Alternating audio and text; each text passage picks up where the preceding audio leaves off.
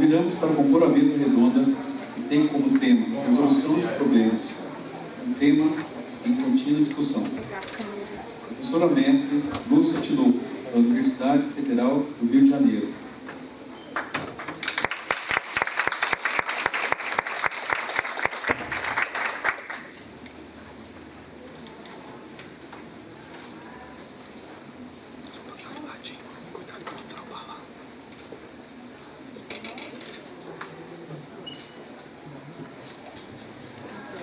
Professora doutora Isabel Vale, do Instituto Politécnico de Viana do Castelo.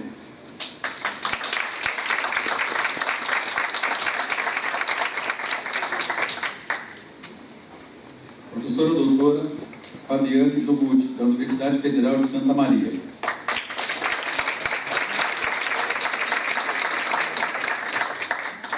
Para esta mesa redonda, contamos com a presença da mediadora, professora doutora Andresa Trustulin, da Universidade Tecnológica Federal do Paraná, campus Cornélio Propósito.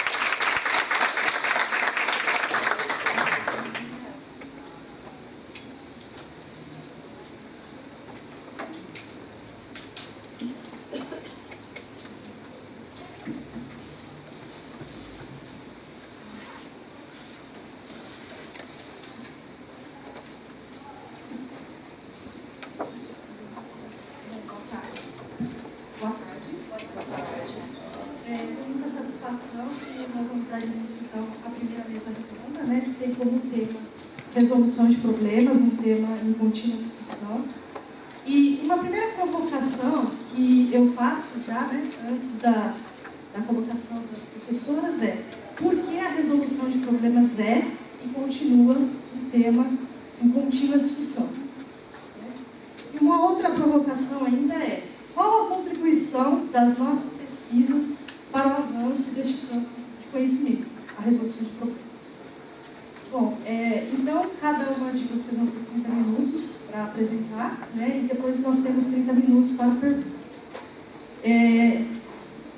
Essa mesa redonda ela vai ter transmissão ao vivo na página da Sociedade Brasileira de Educação Matemática, SBEM, no Facebook.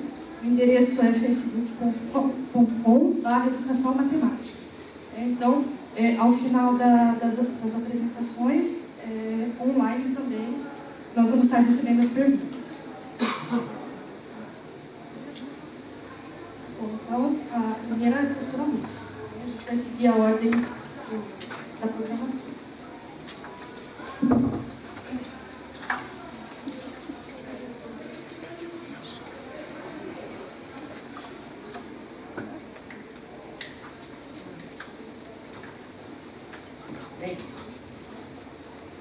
Boa tarde. Eu sou Lúcia Tinoco, sou da UFRJ, um projeto chamado Projeto Fundão, que se desenvolve no Instituto de Matemática, no Instituto de Matemática, já fazendo agora em outubro 34 anos de existência.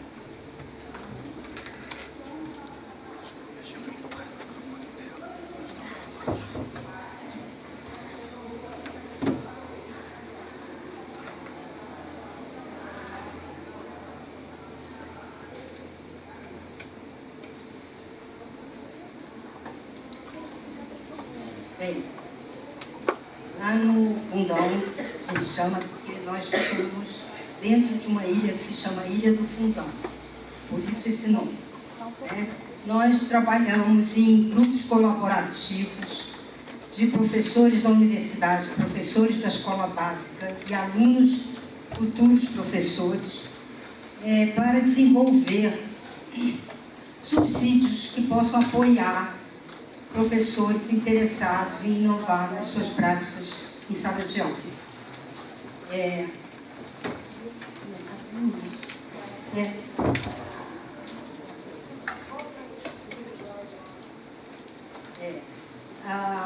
O tema da mesa, né, resolução de problemas, quer dizer, eu queria me declarar aqui uma não especialista em resolução de problemas.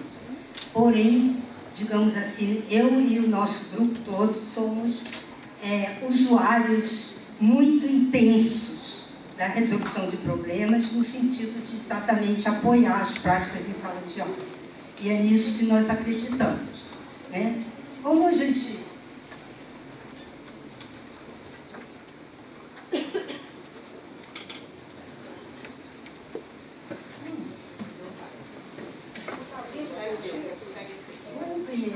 Passa no computador.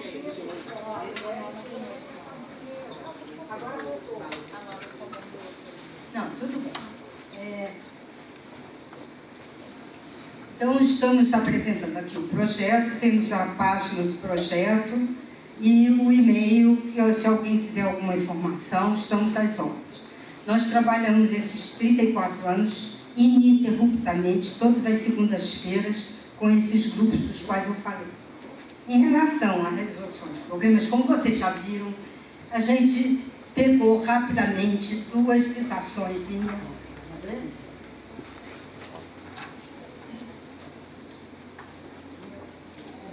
Uma de duas pessoas, que não precisa te explicar por que eu peguei essas duas citações, né? Da professora Lourdes e do Paulo.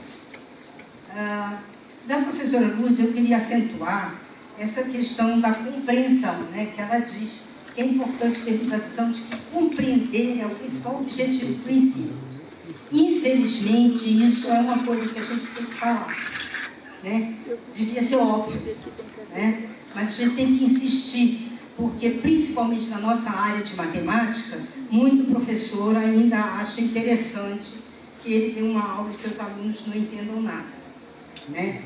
Então, com esse objetivo, e apoiados na crença de que o aprendizado de matemática pelos alunos é mais forte quando é autogerado, esse grifo é meu, do que quando lhes é imposto por um professor ou por um livro-texto. Então, a gente acredita também, quer dizer, não só que o aluno tenha que compreender, mas não é que tenha que compreender porque eu vou dar uma aula bonitinha ou porque o livro explica bonitinho. É porque o aluno vai construir, vai chegar a esse conhecimento, eu vou ser um mediador dessa construção.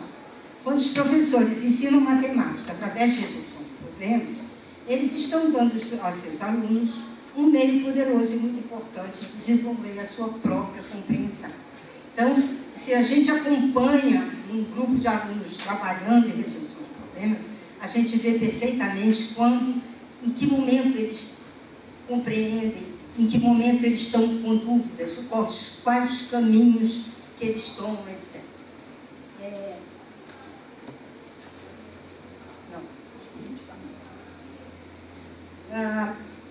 Nesse sentido, também eu gosto muito de repetir esse prefácio do livro do Poli, Arte de Resolver Problemas, que é, digamos, o primórdio da resolução de problemas, onde ele diz para o aluno o que significa, né?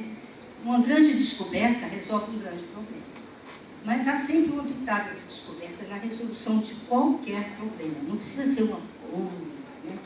O problema pode ser modesto, mas se ele desafiar a curiosidade e puser em jogo as faculdades inventivas, quem o resolver por seus próprios meios experimentará a tensão e gozará do triunfo da descoberta. Então, essa questão da tensão e do triunfo da descoberta é muito importante. Inclusive, faz parte do papel do professor dosar essa tensão. Se ela for grande demais, pode fazer um efeito oposto, né? Mas se ela for na ponta certa, um esforço que o aluno tem que fazer, o problema é exatamente isso, alguma tarefa, alguma coisa que você tenha que resolver sem ter os meios óbvios para fazer aquilo imediatamente, né? Então, essa tensão e o triunfo da descoberta, o gosto pela descoberta é muito importante da gente desenvolver com os nossos alunos desde pequenininho. Experiências tais, numa idade suscetível, poderão gerar o gosto pelo trabalho mental e deixar por toda a vida a sua marca na mente e no caráter. Com essas duas reflexões, eu vou dar rapidamente alguns exemplozinhos de níveis diferentes, né? Primeiro, eu acho que até um exemplo que a Maria Inês disse lá, de uma expressãozinha, que aparentemente não tem problema nenhum, resolve a expressão de problema mais careta, né? Não, como que esse problema pode se tornar um problema para uma criança pequenininha? Se você perguntar, tem mais de uma maneira de resolver? Qual é a maneira mais fácil? Qual é a vantagem de subtrair 8 primeiro? Enfim, se a gente incentiva o pensamento do aluno através dessas questões, de perguntas, ele se torna problema. Finalmente, inventar um problema a partir da expressão, que é uma tarefa muitíssimo proveitosa, desde os primeiros anos até o ensino superior. Pode ser uma expressão dessa ou uma equação diferencial. No segundo exemplo, a gente apresenta um exemplo dos nossos trabalhos de álgebra, que a gente tem se dedicado bastante ultimamente, onde, antes de ensinar a resolver uma equação, qualquer que seja ela, a gente dá coisas desse tipo para eles fazerem. Durante uma familiarização que a gente acha necessária com a linguagem matemática, a gente propõe isso para eles. E propõe até oralmente. Olha, lê isso você responde. Vamos pensar, lê em voz alta, discute com seus alunos e com seus colegas. Então, esse tipo de coisa é um desafio, não é imediato, não tem método, não tem receita, e eles fazem.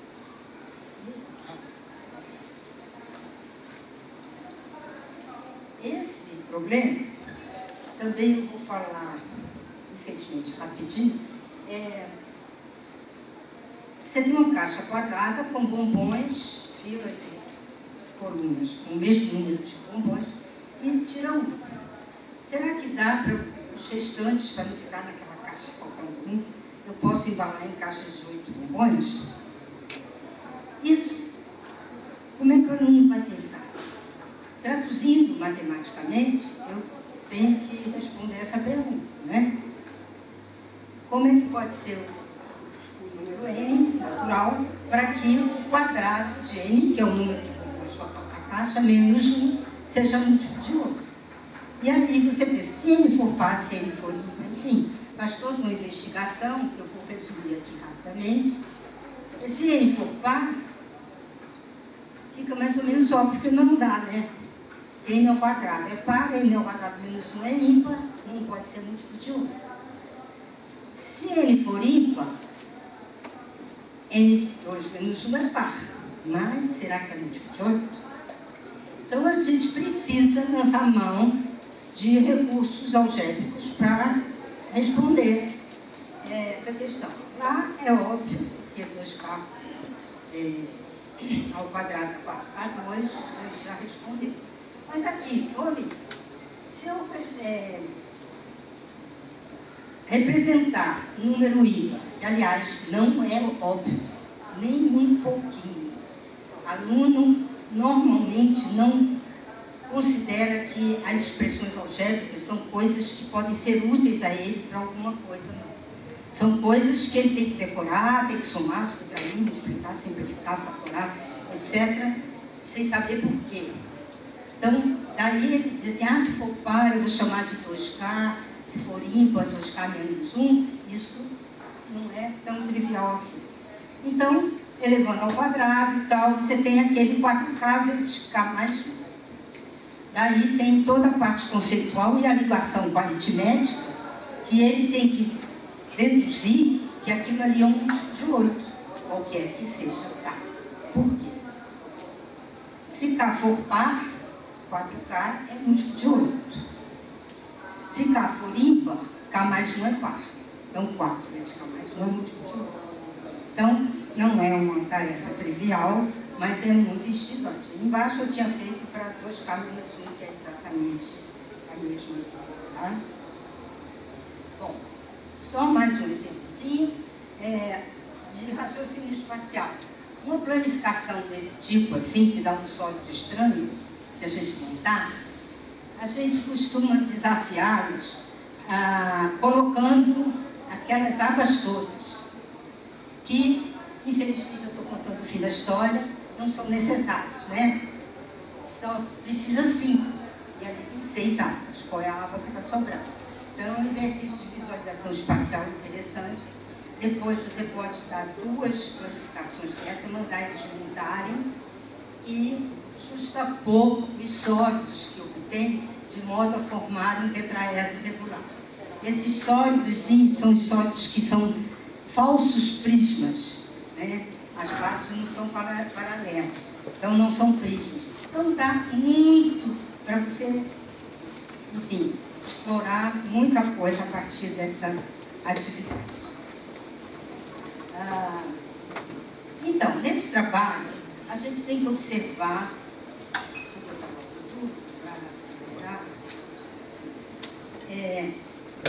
Não, eu já tirei. Tem que observar alguns aspectos. O papel do professor, o papel do aluno, coisas assim que basta ler os artigos da Ana Lúcia, da Norma, que vocês vão saber particularmente. Então, o que eu vou tratar de como a gente aplicou a resolução de problemas para a resolução de equações do primeiro grau. Fizemos esse livrinho. As equações do primeiro grau, todo mundo ensina, não é mesmo? Qualquer professor de ensino fundamental ensina. E logo, no início, faz a coisa da balança, para ver os princípios da igualdade, somando dos dois lados, a equação não se altera, multiplicando os dois lados por um número diferente de zero também não se altera. Então, e daí resolve todas as equações. Isso é feito normalmente com pouquíssima familiarização do aluno com a linguagem algébrica. Então, o que a gente propõe, vou mostrar, é o contrário, é trabalhar mais a familiarização com a linguagem, com o pensamento algébrico, resolvendo as equações da maneira mais intuitiva possível, para depois apresentar o método. E o papel dos problemas nessa proposta se contrapõe a essas duas coisas que eu coloquei aí. E a gente vê muito, gente. Os livros atuais já tem muita coisa melhor, que põe um probleminha para motivar, né, o ensino de equações e tal. Alguns absolutamente artificiais. Por exemplo, corrida de táxi, que é a bandeirada mais o número de quilômetros vezes o número fixo. Não é. Então, isso é artificial. Está querendo partir de um problema que não é da realidade propriamente dita. E o pior, que ainda acontece infelizmente, é ensinar a resolver tudo quanto é equação para depois dar os problemas. Né? Atualmente, a BNCC trata de equações desde o terceiro quarto ano, mas lá com os princípios da igualdade. Tá? Esses aspectos é que eu já falei.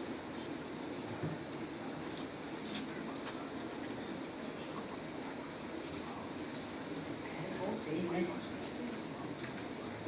Quais são os aspectos que a gente salienta na nossa proposta? Como eu já falei, familiarização com a linguagem através de problemas, na maioria das vezes, de generalização de uma situação do dia a dia, generalização de um padrão geométrico, generalização de um padrão aritmético, seja ele qual for, que o aluno se envolva para obter uma lei geral e expressar essa lei através de uma linguagem algébrica. Distinção dos papéis de variável, que tem um papel, dois fundamentais, tem mais, mas dois fundamentais com os quais os alunos trabalham no ensino fundamental, que são variável propriamente dita, né? P igual a 2n mais 1. P variável independente, n variável independente, pode ser qualquer número real, enfim. E outro, a incógnita, que é o que se faz. Variável e incógnita hipócrita, em geral, são sinônimos. Não são, né? E a hipócrita só pode ser X, também tem I. Bem, a leitura escrita de resolução e resolução livre de equações. Como eu já mostrei aquela tabela, resolução livre. Olha, lê, vê o que está escrito ali, vê o que está sendo perguntado e tenta responder com seus meios, com seus conhecimentos de aritmética. A relação permanente com o problema, né? Antes, durante, depois, toda hora. E a necessidade ou não das equações a gente acentua, por quê? Porque há uma cultura de que depois que o aluno aprende álgebra, tem que esquecer a aritmética. Gente, a álgebra depende, primeiro, a álgebra depende totalmente da aritmética, a álgebra elementar, tá? As propriedades da aritmética, sem propriedade distributiva, não dá para fazer nada, né? E, além disso, às vezes o menino pega um problema, resolve, fazendo um desenho, fazendo uma coisa qualquer. Ah, não, eu ensinei a equação, agora tem que fazer por equação. Isso, tomar cuidado com isso. Esses dois em vermelho é porque eu não vou ter tempo de falar. A noção de solução de equação e a de equações equivalentes. E, finalmente, os métodos de resolução. Um exemplo de generalização é esse. Mais simples possível do dia a dia, né? Os doces custam R$3 cada um, o moço cobra R$10 para ficar em casa. E vocês veem que esses 3 primeiros itens não tem letra. É numérico, puramente numérico, mas que está levando o aluno a fazer uma generalização. Quando ele chega lá nos 200 doces, ele já sabe que ele vai multiplicar os 200 por 3 e vai somar 10. Né? Então, ele pode dizer isso em palavras para responder o item D. E só no item E é que ele vai escrever uma expressão que represente o preço dos doces. É um passo grande para o menino de 6º ano. Finalmente, a gente muda o papel da variável. O item F, vou mostrar.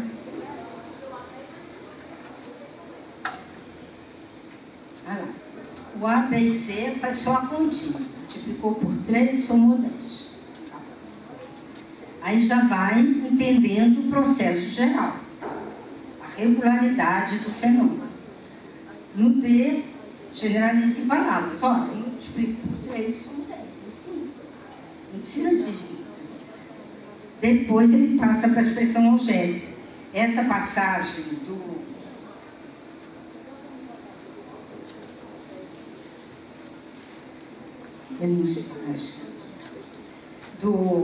vezes aqui para o N também não é trivial, porque muito aluno, a gente no nosso trabalho viu, quando vê 3N, pensa que é um número de 2 algarismos e o N é o segundo algarismo. Gente, isso não é brincadeira não, isso é realidade, tá? Então, essa coisa também tem que ser pensada e olhada. Lá, a mudança de papel da variável, que eu falei. Quando ele diz que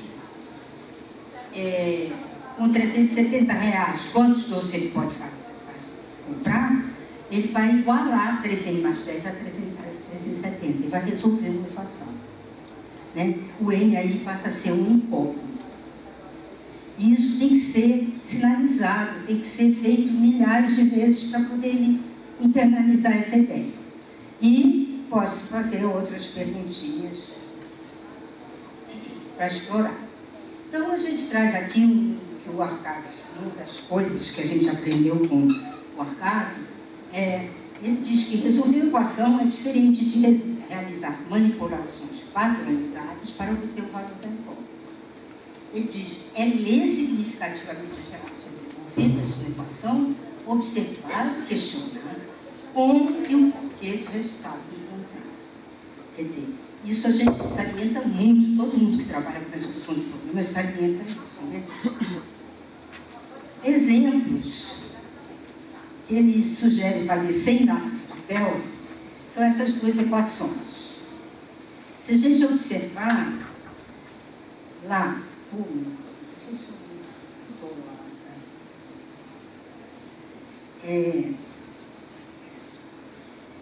esse aqui, nada de passar para um lado e passar para o outro, não.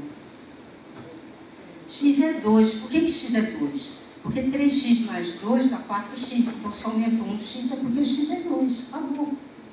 Você leu, entendeu, compreendeu aquela história da compreensão. Esse aqui, 2x mais 3 sobre 4x mais 6. Se você olhar bem, o que o denominador é do numerador?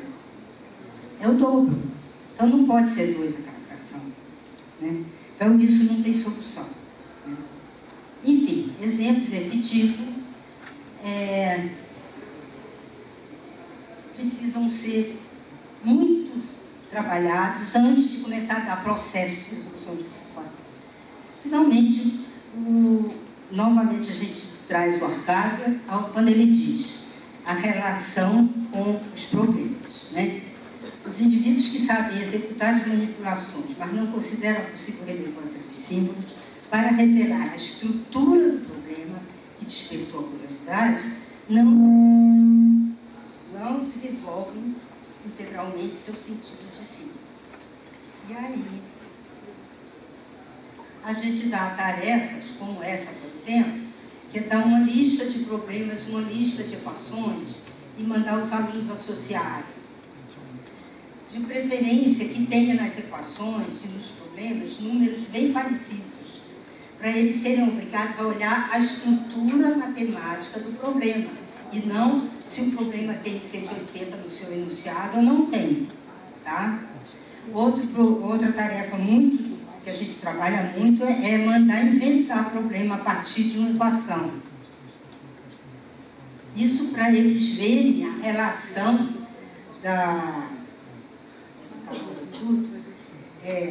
do problema com a equação.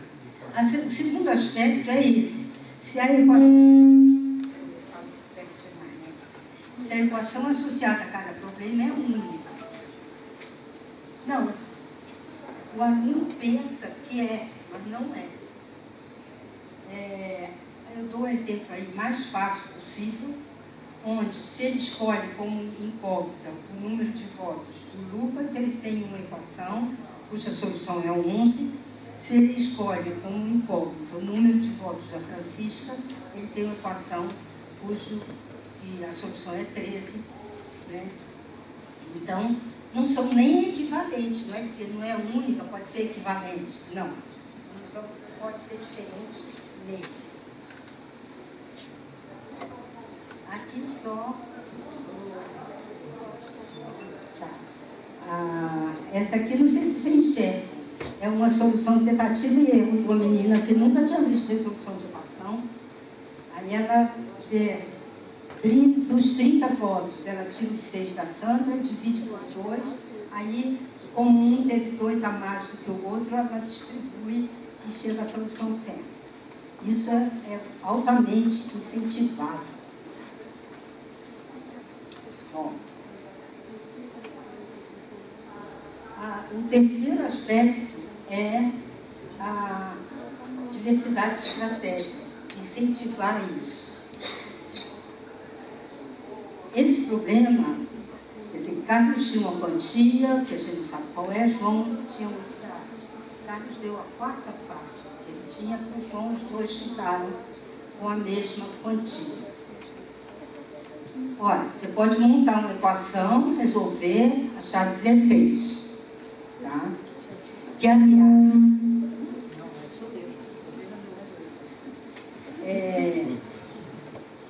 aliás, para resolver aquela equação, muito interessante, que o pessoal que pensou em tentativa e erro, pegou os múltiplos de 4. Eles olharam aquele denominador 4 e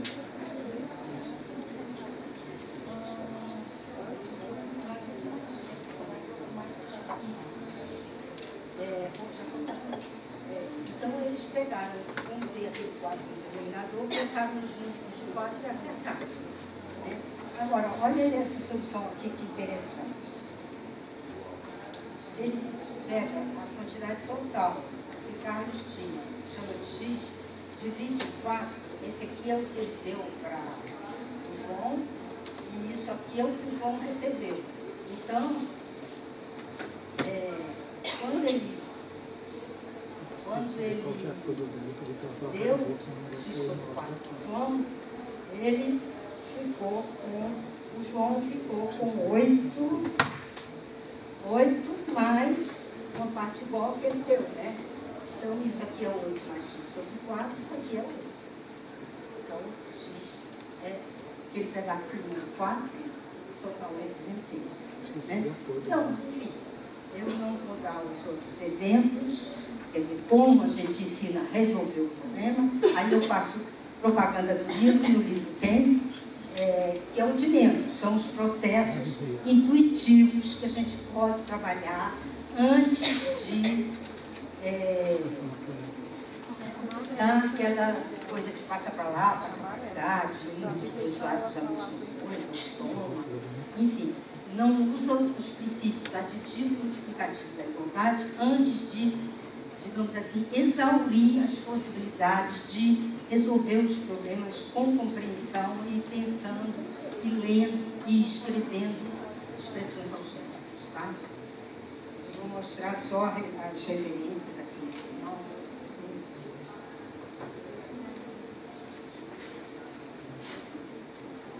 O arcade, que eu já falei bastante, eu só queria mostrar esse texto aqui foi a base desse livro.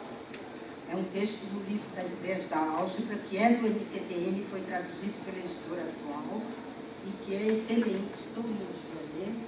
E nesse artigo, muitas ideias estão dele, os dois autores que eu citei. Muito obrigada.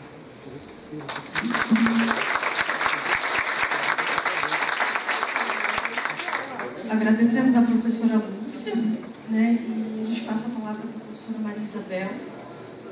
Eu só peço para falar bem pertinho do microfone, para o pessoal de casa, né, conseguir ouvir. Peço também que vocês anotem as perguntas, tá? Porque a sessão de perguntas vai ser ao final. Não tem nem como no papel mais. Acho que agora...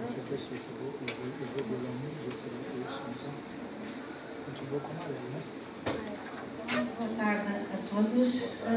Cumprimento os meus colegas de mesa e, em particular, eu gostava de fazer um agradecimento à comissão organizadora, em particular à professora Lourdes Chique, por me ter convidado pela segunda vez, e o convite que me faz é, para mim, uma honra, porque me dá a oportunidade de participar neste grupo fabuloso que tenho e, por outro lado, partilhar um pouco o trabalho que eu tenho vindo a desenvolver na minha instituição.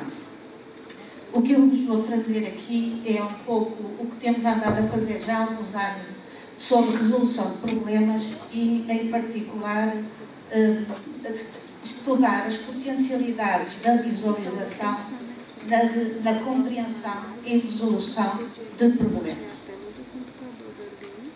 Eu fiz uma agenda que vou tentar passar estes tópicos todos que estão por aqui. Começarei por uma parte que é mais de natureza teórica e para estar dentro deste espírito da discussão contínua que temos dentro da resolução de problemas, eu gostava de começar por referir quais são as tendências para a matemática do século XXI, porque são muito diferentes do que era há 30 anos, quando se começou a trabalhar as heurísticas de Boolean.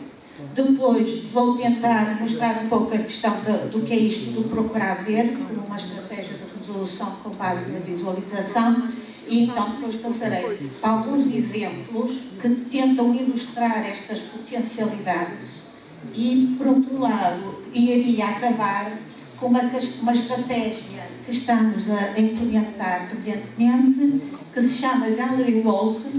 Eu gostaria de traduzir em português, mas ainda não consegui uma palavra que tenha o mesmo significado. simplificado, que já tem alguns anos, mas não é muito explorada, dentro dos investigadores de holandeses, sobretudo Dr. Forsman. Portanto, e depois farei algumas considerações finais. Ora bem, então tenho aqui este documento que é da OCDE e que remete para o seguinte: as pessoas já não são recompensadas apenas pelo que sabem, o Google sabe mais cada dia que passa, mas por aquilo que conseguem fazer com o que sabem. E isto é muito importante, porque somos bombardeados constantemente com informação e não temos capacidade de analisar e criticar. Nesse sentido, a educação tem que fazer muito mais do que apenas transmitir conteúdos. Portanto, a ideia do ensino tradicional está fora de moda, não pode ser utilizada e não tem lugar na sociedade de hoje. Portanto, temos que deixar de perpetuar o paradigma tradicional da aula em que se faz a revisão, a exposição e o treino. Ou seja, o professor informa, o aluno responde e, por fim, avalia. Ou seja, a aprendizagem requer um envolvimento ativo e reflexivo por parte do aluno na resolução de tarefas que sejam significativas para o aluno, mas também que sejam matematicamente diversificadas e desafiadoras para criar um tal envolvimento. Continuando, então, com a OCDE, eles referem que, então, a educação hoje tem de desenvolver capacidades dos alunos para serem criativos, pensarem criticamente, resolverem problemas, tomarem decisões e depois também desenvolver esta questão que é ajudar os alunos a trabalhar melhor juntos. Ninguém hoje trabalha sozinho. As equipas é que estão a trabalhar presentemente nos dias de hoje. Portanto, desenvolver essas capacidades para comunicar e para colaborar. Eu também trago aqui muito rapidamente as 8 práticas para um ensino eficaz do NCTE, que saiu em 2014, e que, de uma forma muito... Não é que elas tragam nada de novo, mas aparecem de uma forma sistemática o que tem sido feito desde que nós lemos os documentos do NCTE, desde os anos 80, a partir dos estándares.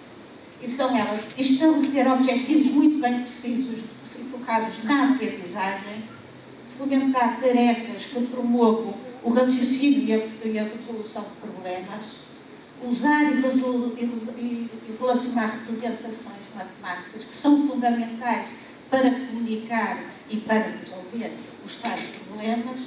Depois, facilitar o discurso matemático. O discurso matemático, o professor tem aqui um papel na orquestração que se faz dentro das salas de aula. Colocar questões intencionais. As questões não podem ser questões que exijam só um sim ou só um não. E mesmo que sejam sim ou um não, e tem que ser muito mais além dessa resposta. Mas são questões intencionais com as diferentes fases, por exemplo, quando estamos a resolver uma determinada situação ou a resolver um problema. Depois, a construção da fluência procedimental.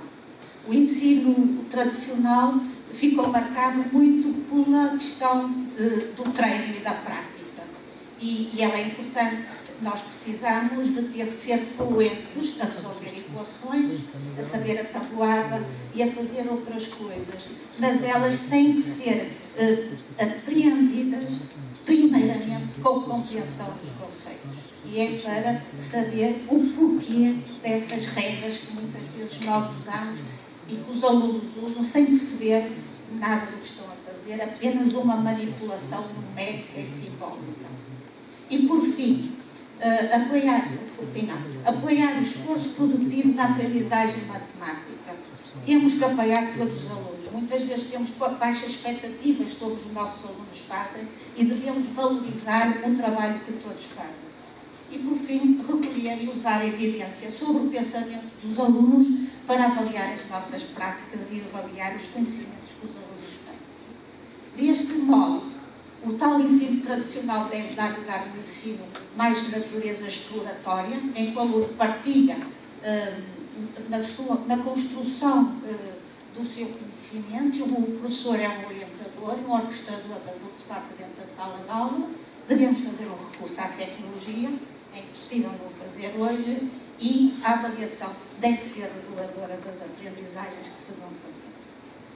Deste modo, devemos introduzir um currículo, uma matemática que dê aos alunos a oportunidade de ser imaginativos. As aulas do passado não deixavam os alunos imaginar, tinham que pensar todos do mesmo modo e como o professor tinha idealizado que devia ser a resposta e fazer uma matemática com sentido, desafiante e útil.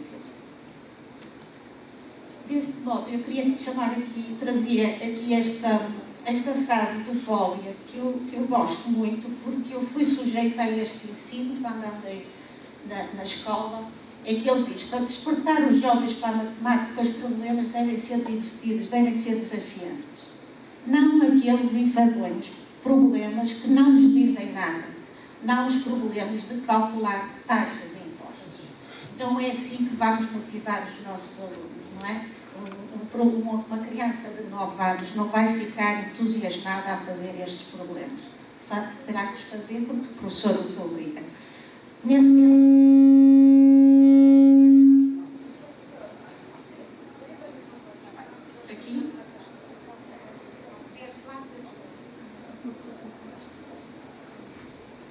Então, nesse sentido, devemos educar os nossos alunos para ser curiosos.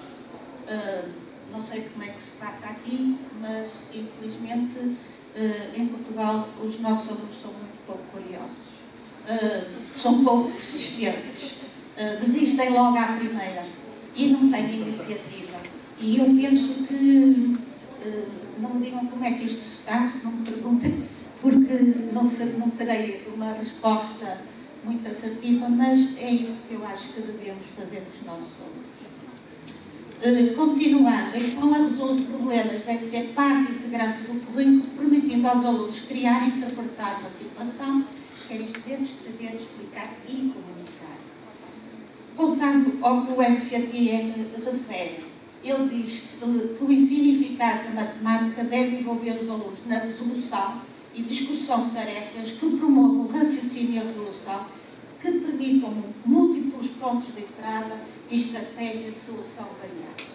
De alguns anos para cá, eu estive envolvida num projeto que era os padrões, no ensino-aprendizagem da matemática, e temos decorrido esta questão de utilizar tarefas que tenham diferentes abordagens e que recorram a diferentes estratégias variadas. Isso é muito bom para os alunos, porque todos podem atacar a tarefa de modos diferenciados, conforme os conhecimentos que têm.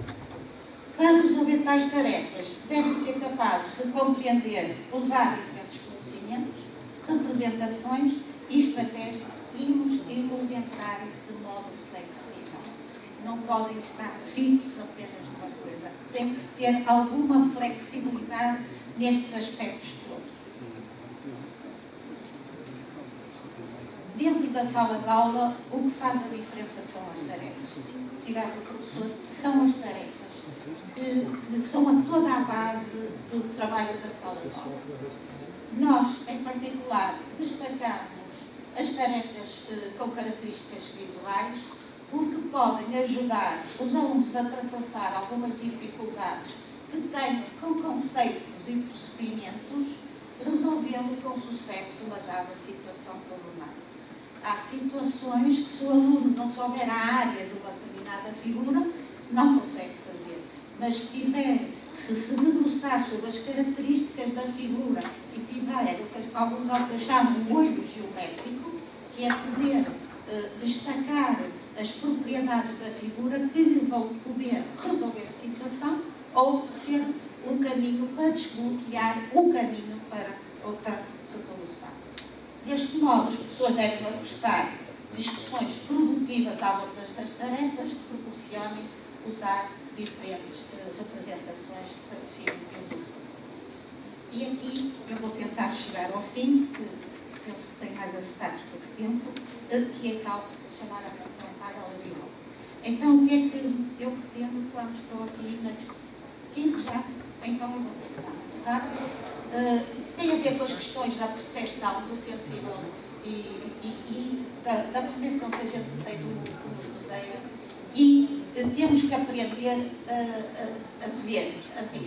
E há vários autores que dizem que há uns que têm mais depressa que outros, mas aprende-se a ver. Eu vou saltar, senão não chego aos exemplos. Eu tenho aqui esta imagem e penso que vi, não sei o que é que vi. O que é que vi? Eu vou avançar mais rápido. Eu só posso ver isso porque já sei, já vi o hexágono, senão não conseguiria. Este problema, penso um bocadinho mal, mas é um círculo e tem ali um retângulo desenhado, que está ali, e quer-se saber, eu acho que quer-se saber o comprimento do lado quadrado. Ora, este problema tem tido muitas dificuldades porque há necessidade de ter aqui alguma intuição ou tal olho geométrico que eu falava, que é, se é dada a diagonal do retângulo, se eu fizer isto, não é? O problema fica já resolvido, porque a diagonal passa a ser o raio do círculo, portanto é fácil agora chegar à solução. Isto é o que chamam alguns autores, foi uma experiência de ha-ha ou de portanto, há necessidade de ter uma percepção cognitiva, que é então ter estas questões ligadas às propriedades. Eu vou saltar o documento. Este é muito importante e que me chamou a atenção para uma coisa. É que quando nós estamos a falar, eu estou aqui a falar com vocês e se calhar 80% vai se lembrar dos acetatos que eu passei e o resto talvez se lembre do que eu disse. Isto porque a imagem tem um poder muito forte em nós. E nem sempre o visual é utilizado da melhor maneira da sala de aula. Ainda há muito pouco tempo, um aluno que resolvesse um problema corretamente fazendo um desenho não era considerado, e da bocado a colega dizia, porque tinha que usar as equações ou as discussões. E então, conforme diz Krupski, há dois tipos de pensamento: o lógico-verbal e o visual ou pictórico. E é o equilíbrio entre estes dois modos que determina-se as ideias que os indivíduos têm quando estão a pensar matematicamente. Neste sentido, quando estamos a resolver uma determinada situação ou quando estamos a interagir dentro da sala de aula, vai haver os alunos que são mais visuais e os que são menos visuais, ou chamados analíticos. E depois há aqueles que estão no meio das duas situações. Consideramos visuais quando se privilegia o visual em detrimento da parte mais analítica. Então, ia dar alguns exemplos para ter algum tempo.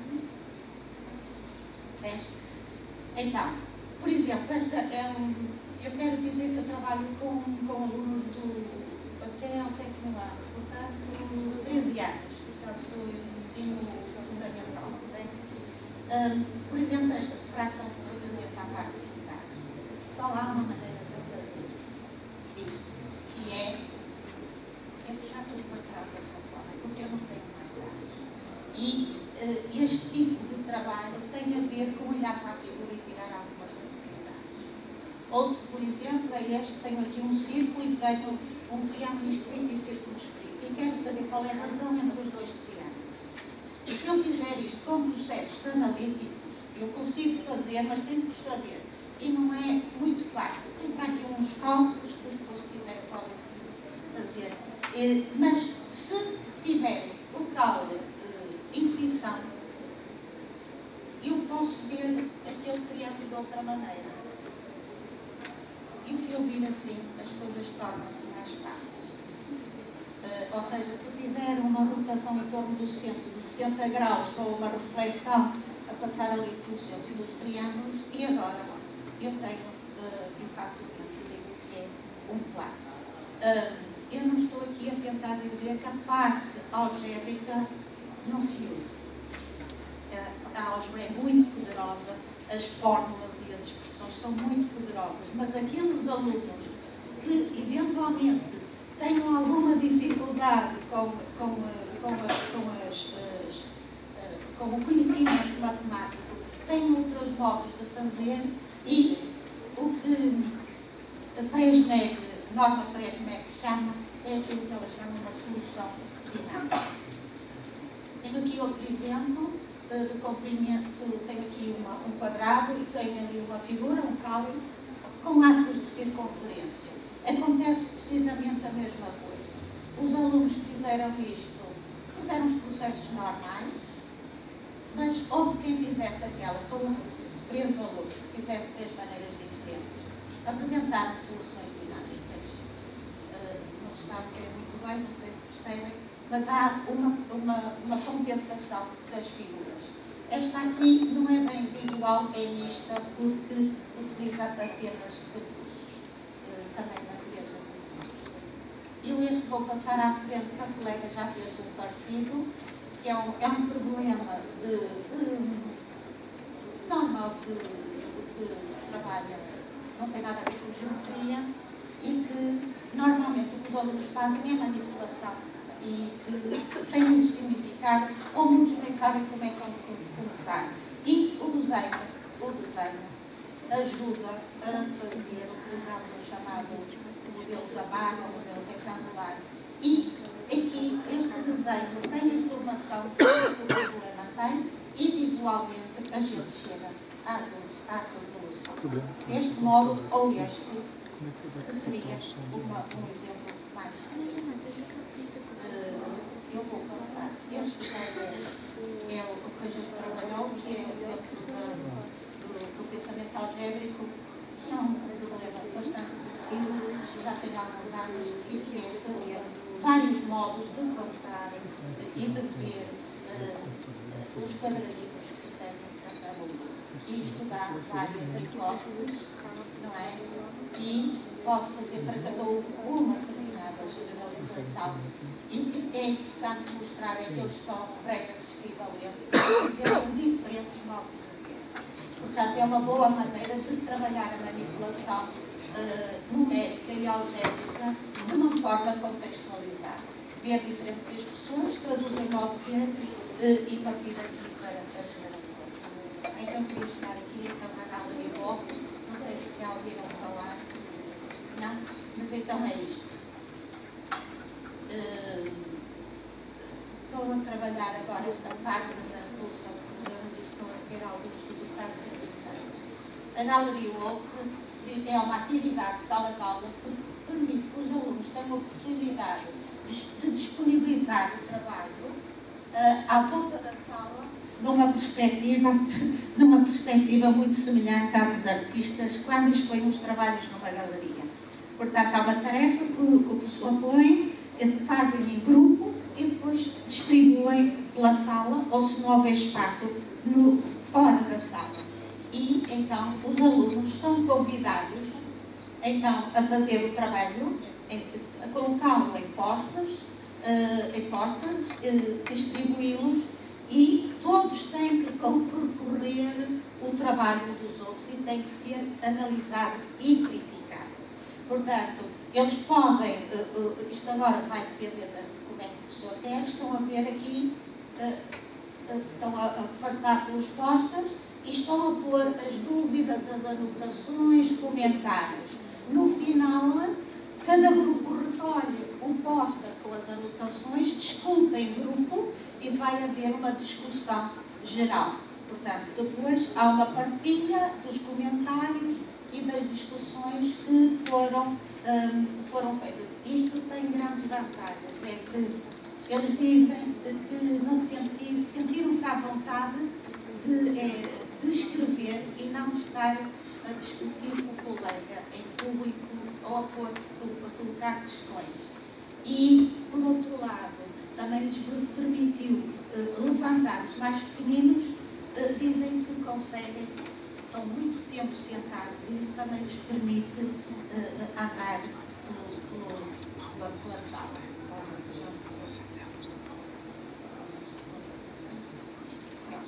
Isto permite aos alunos, os organizarem-se para pensar, eles têm que falar, têm que ouvir e têm que escrever. Tenho aqui algumas ideias, é uma forma não ameaçadora dos alunos receberem feedback do seu trabalho. Movimentam-se, promove pensamento histórico superior, em particular a resolução de problemas, o pensamento crítico e utilização de conceitos. Um minuto? Mas pronto, vou concluir. A aprendizagem matemática deve incluir práticas que conduzem os alunos a pensar visualmente e a desenvolver esta capacidade através de experiências que requerem tal forma de pensamento. Portanto, devemos propor aos nossos alunos que tenham oportunidade de trabalhar esta questão. É mais outra cena para que mais alunos possam ter hipóteses de resolver uma determinada situação. Pode constituir uma abordagem alternativa que aumenta a janela de possibilidades da resolução de problemas, fornecendo diferentes resoluções e que podem contribuir para o pensamento divergente. Há estudos feitos por Norman Price que apontam que alunos com mais dificuldades têm vantagens em começar por este tipo de abordagem. A atividade de ver não é um processo evidente, mas que se cria, desenvolve e aprende-se. Esta estratégia pode ser associada a outras. Deste modo, para acabar, as tarefas de resolução de problemas devem ser revisitadas através de novas abordagens, encorajando os alunos a ser persistentes, a procurar ideias criativas, e isto pode ser feito quando pedimos a um aluno que resolva um problema por mais do que um processo, porque o primeiro processo que vai fazer é o óbvio, é aquele que, e o segundo, ele vai ter outro cuidado em procurar. De modo a potenciar o fluxo de ideias matemáticas, a flexibilidade do pensamento e procurar a originalidade das respostas. E muito obrigada.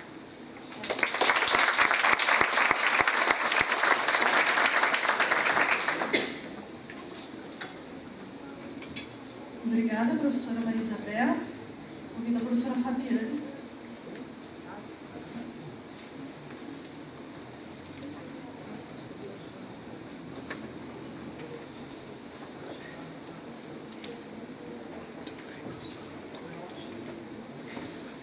Boa tarde a todos. Primeiramente, queria agradecer à professora Lourdes e ao grupo por ter me dado esse momento para falar agora aqui com vocês, contar um pouquinho mais da experiência de pesquisa do grupo e minha, em particular, dentro do grupo, pensando que a gente está falando de um tema em contínua discussão, né? Dentro dessa ideia toda, eu vou falar um pouquinho sobre o meu caminho até chegar à resolução de problemas. Eu estou numa mesa redonda com duas figuras importantíssimas da educação matemática, que é a professora Lúcia e a professora Isabel, e elas não precisam falar do que elas fizeram até agora, todo mundo já sabe, né? Mas eu não. Então, estou debutando nisso e vou falar rapidinho sobre esse caminho que eu percorri até chegar aqui, tá? Eu me formei em licenciatura em matemática pela Universidade Federal de Santa Maria, fiz uma especialização em matemática também lá. Logo depois disso eu já fui professora substituta lá e professora municipal. Então eu trabalhei um pouquinho na educação infantil, mas na verdade no ensino fundamental 1, né? Depois eu vim fazer mestrado aqui na Unesp e nesse momento é o meu primeiro encontro com o GTEP. Eu participei do GTEP como membro da pós-graduação, mas sem ligação ao trabalho da professora Lúcia. Eu ia assistir as discussões de terça-feira. E depois também participei do grupo de pesquisa em História da Matemática, que acabou sendo onde eu fiz o meu mestrado com o professor Marcos Teixeira. Depois disso eu retornei, né? Fui novamente professora substituta, então quer dizer, a minha linha de trabalho é praticamente só no ensino superior, a não ser o período que eu trabalhei na escola, um ano só. E aí eu fiz um concurso para uma universidade recém-fundada, que era a Unipampa, a Universidade Federal do Pampa. em 2007. Fiquei lá até 2016. Aí é que começa a segunda etapa da história com o GTEP, né? Porque durante o período que eu fiquei na Unipampa, eu trabalhei necessariamente e somente com cursos de engenharia. Então, eu trabalhava com cálculos, geometria, álgebra linear, e a partir disso se efetivou a minha preocupação em relação ao conhecimento matemático que os alunos tinham ao ingressar nesses cursos e a dificuldade que eles tinham na educação básica, né, no que eles traziam de toda a parte de educação básica. Com isso, eu entrei em contato com a professora Lourdes porque eu já conhecia a resolução de problemas e achei que isso seria uma forma de trabalho importante. No primeiro momento, eu ainda estava pensando em fazer em algo mais específico, como, por exemplo, equações diferenciais, que era a primeira ideia. Mas depois, voltei à base porque me incomodava muito a dificuldade que os alunos tinham quando ingressavam nos cursos de cálculo, nos cursos de engenharia. Aí eu vim para a Unesp para fazer o doutorado, que eu terminei em 2014. E o tema desse doutorado veio dessa prática pedagógica que eu tive desses 9 anos lá no Pampa, trabalhando com esses cursos de engenharia, né? E lá a gente já tinha, e aí eu voltei, claro, para o GTEP, e aí participei desses 4 anos nas discussões do grupo. Depois eu retornei ao Pampa, e por fim eu trabalho na UFSM desde o ano passado. Bom, o que o meu trabalho tem em comum, ou o que ele agrega em relação aos trabalhos que o grupo fazia ou teve realizado até a data em que eu terminei o meu trabalho, né? Como a Norma já falou de manhã, a professora Lourdes já teve defesa de 12 doutorandos, 8 deles no ensino superior, com maior número de trabalhos e formação de professores. E 2 desses 8 trabalharam com cursos de administração de empresas. Depois, teve um doutorado que teve uma perspectiva mais histórica, um que trabalhou com a transição da educação básica para o ensino superior, que foi o meu, e um que trabalhou com a educação básica. E dos 17 mestrados já defendidos, os 3 deles são no ensino superior, a Norma citou de manhã que o número é bem menor no ensino superior, né? 2 em formação de professores, 1 em engenharia, 4 trabalharam com o ensino médio, 1 com curso técnico, 8 com o ensino fundamental e 1 teve base teórica. Ainda ela tem 3 doutorandos, né, que estão em andamento, a Norma já falou hoje, 2 mestrados e 1 pós-doutorado.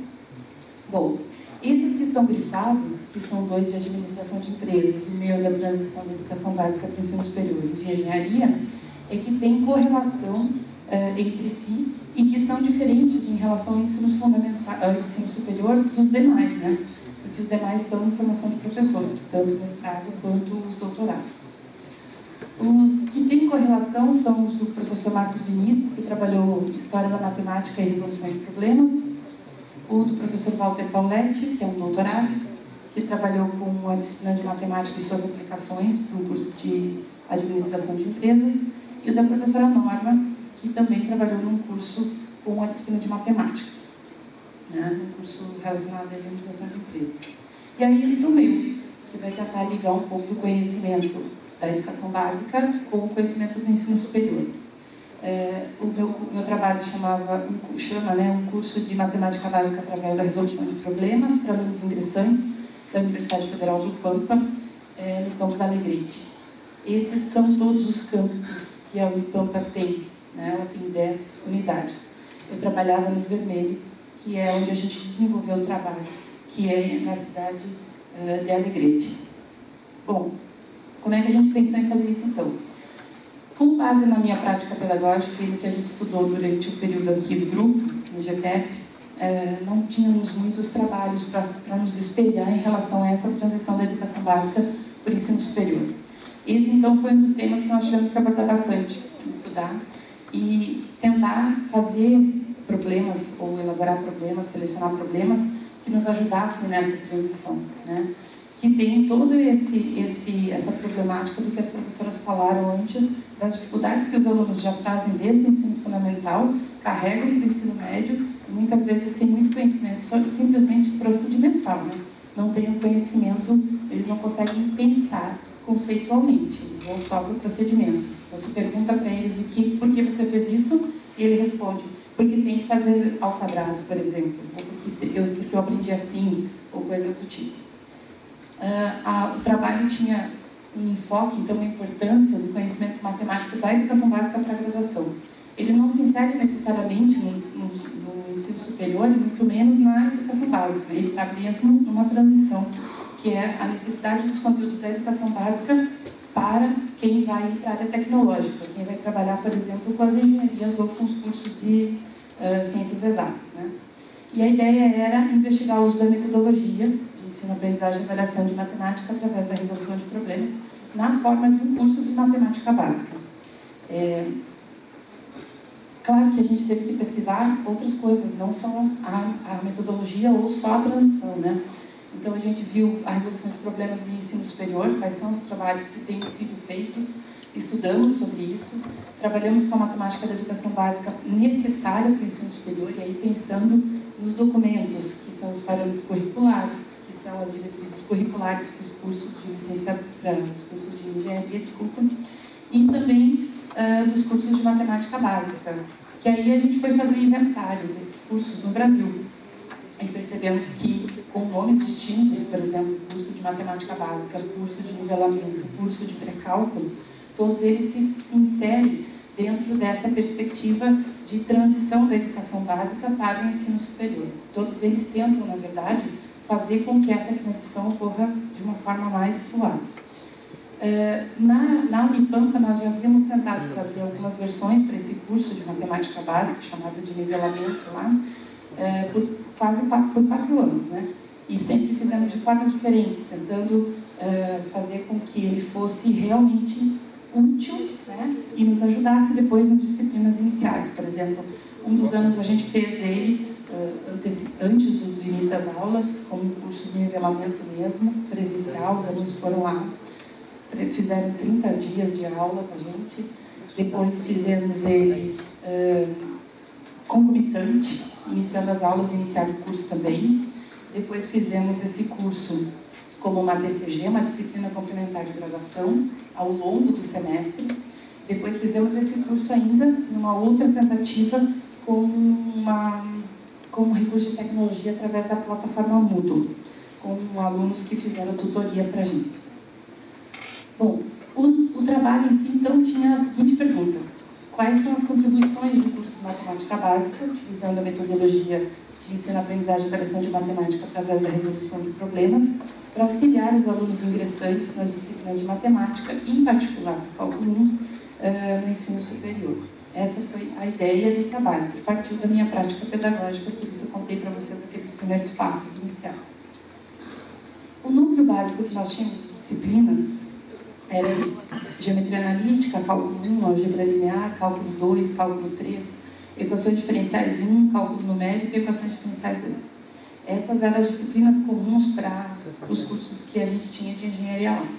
A nossa preocupação inicial era tentar fazer esse trabalho para cálculo 1 e geometria analítica. Aí, discutindo com a professora Lourdes, ela falou: calma, é muita coisa, vamos fazer para um só. E aí a gente fez o cálculo, né, preparatório para o cálculo, e paramos com a ideia da preparação para a geometria analítica. A gente tentou sempre relacionar os conteúdos da transição da educação básica para o ensino superior. Quer dizer, a gente estava tentando, na verdade, melhorar ou ajudar ou pensar nas lacunas de aprendizagem que esses alunos ingressantes tinham quando chegavam para a gente.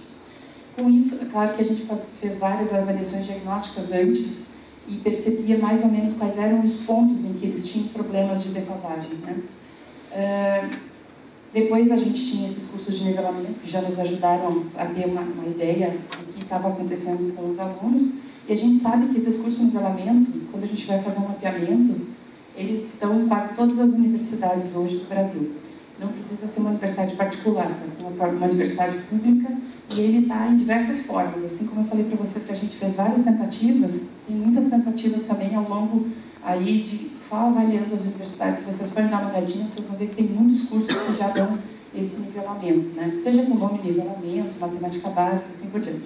E isso gerou a publicação de muitos livros, que em geral são chamados de pré-cálculo, esses livros, né? E esses livros têm o intuito de auxiliar os professores universitários a revisar esses conceitos. Só que, na verdade, esses livros são uma sequência do que seria um livro de cálculo 1, né? Ele tem mais do mesmo. Ele não apresenta uma forma diferente de trabalhar, ele não dá indicação de como trabalhar aqueles conceitos da educação básica trazidos para o ensino superior. E esse era, na verdade, o nosso desafio. A nossa vontade era trabalhar com alguma coisa diferente, não simplesmente pegar um livro de pré-cálculo e ir lá e fazer de novo mais do mesmo, né, do que já estava sendo feito. Nós montamos, então, por isso, uma ementa para aquele curso que foi trabalhado com os alunos durante o doutorado. E tinha uma revisão do ensino fundamental, não vou me deter muito aqui, mas trabalhava com números, com álgebra, com medida. Tinha uma revisão do ensino médio, com linguagem e noção de conjuntos numéricos, a reta real, intervalos. Depois falava uma introdução a funções, com produto cartesiano e funções. Depois as funções exponencial e logaritmo. E uma introdução à trigonometria e aos sistemas lineares. Essa era a nossa ideia inicial. A gente não conseguiu trabalhar muito com sistemas lineares. Se estendeu demais as discussões em sala de aula. Como é que foi feito o trabalho, então? O trabalho foi realizado por 40 alunos que foram selecionados previamente pelas coordenações de curso, para os cursos de Engenharia Civil, Elétrica, Mecânica e Engenharia de Telecomunicações. Esses alunos participaram, então, desses encontros, que foram antes do início das atividades normais, e foram 20 encontros com essas atividades de aula, utilizando a metodologia. Na verdade, nós tínhamos preparado 123 problemas, que fossem problemas não necessariamente todos com uma única solução, né? Trabalhamos bastante com problemas abertos, que eles pudessem ter trabalho de discutir, de pensar, de verificar que tinham várias soluções durante a resolução. Durante a nossa análise, aí é que surgiram as coisas que vão conectar um pouco esse trabalho com os trabalhos anteriores, né? A gente identificou temas que foram recorrentes na fala dos alunos, porque eles fizeram, além de nos entregar os trabalhos que eles faziam, eles responderam alguns questionários iniciais e finais a respeito do curso. E esses tópicos que estão elencados aqui foram tópicos que apareceram muitas vezes nas falas deles e nas escritas deles na hora de resolver os problemas. Um deles era o elenco de conteúdos trabalhados. Primeiro, que eles realmente, quando entram num curso assim, os alunos, em geral, pensam que estão fazendo mais do mesmo e que eles já sabem tudo aquilo, porque eles já fizeram a educação básica. Quando eles perceberam que os problemas não eram os mesmos daqueles que eles já trabalhavam na educação básica, eles começaram a entender que os conteúdos que estavam sendo trabalhados ali eram os mesmos, mas de uma forma diferente, porque a gente trabalhou com a metodologia, né? O tempo de duração do curso, como eu antecipei para vocês antes, não foi o suficiente, porque não conseguimos trabalhar tudo o que nós pensamos que iríamos trabalhar, né? A metodologia, ela faz com que os alunos tenham mais interesse em discutir as coisas, em participar da aula, em efetivar aquele processo deles de aprendizado, né? E aí, com isso, se estende um pouco mais, tem mais discussão, tem mais debate sobre os problemas em si, e eles acabam, a gente também não pode ficar tolindo demais, né? Isso é um problema que eu falava para a professora Luiz. E aí, qual é o horário que eu paro? Qual é o horário que eu digo não dá mais, vamos para outro problema, né? E ela sempre dizia que tinha que impor um limite, mas que tinha que deixar eles trabalharem, daí eles tinham que trabalhar, né? Então, o elenco de conteúdos, de forma geral, foi por eles muito bem aceito, só que a gente percebeu que não conseguiu trabalhar tudo, né, por conta do tempo de duração do curso. O elenco de problemas selecionados, por eles, parecia, assim, em um determinado momento, que eles olhavam o problema e diziam que era muito bobinho, e aí eles iam tentar resolver e não conseguiam, aí eles percebiam que não era bem aquilo que eles estavam pensando, né, exatamente por essa questão também. De que nós trabalhamos a metodologia, quando trabalhamos a metodologia, a gente aceita que o aluno faça, inclusive a parte visual, ele pode fazer a resolução dele através de um esboço, ele pode fazer um gráfico, ele não precisa necessariamente apresentar um resultado analítico. E muitas vezes eles não se enquadravam nisso, eles ficavam preocupados que eles não tinham nos dado uma solução analítica, como se aquela solução apresentada que não fosse analítica não era uma solução para o problema, né? Então, esse é eu vejo isso como um dos, digamos, o que a gente vai fazendo como forma no aluno, né? A gente vai ensinando ele que ele tem que dar uma única solução e aquela solução é a correta e que se os outros encontrarem uma outra solução, por exemplo, num problema aberto, não está correto. E eles têm essa coisa de que eles são treinados a pensar todos da mesma forma. Então, quando se dá liberdade para que eles pensem, para que eles discutam, principalmente nesse nível que nós pegamos os alunos, porque eles já estavam ingressando na universidade, né, eles não se sentiam seguros. Teve momentos que eles pediram para que a gente, mas não dá para a gente fazer uma prova normal, assim? Não, o intuito do curso era exatamente outro, né? O intuito do curso era fazê-los pensar, trabalhar em cima das atividades. E eles tiveram dificuldades no início de se enquadrar nessa forma de trabalho, porque eles estão muito acostumados a trabalhar dessa forma comum, né, que a gente ensina desde pequeno.